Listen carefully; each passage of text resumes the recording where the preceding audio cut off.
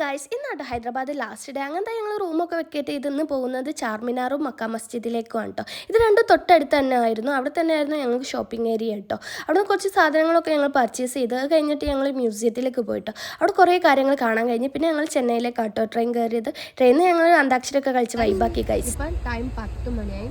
എല്ലാവരും ഇറങ്ങി നമ്മൾ ട്രെയിനിലാണ്.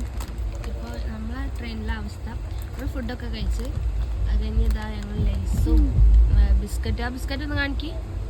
ഇതാ ബിസ്ക്കറ്റൊക്കെ തിന്നാണ്. ഇതാ കുറേ ഐറ്റംസ് ഉണ്ട് കേട്ടോ പൊട്ടിക്കാൻ.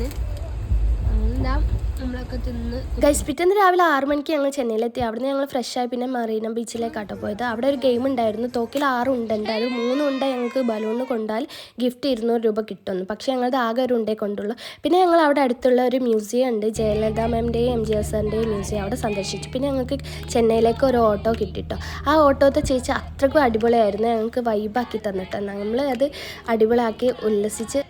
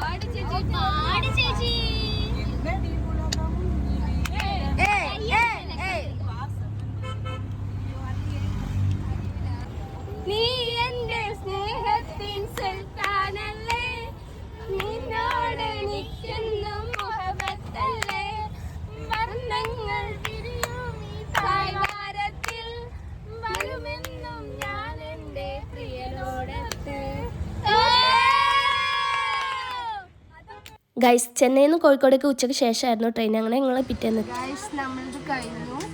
സോ എന്താ പറയാനുള്ളത്? നല്ല അഭിപ്രായം. ഗൈസ് നമ്മൾ ഇറങ്ങി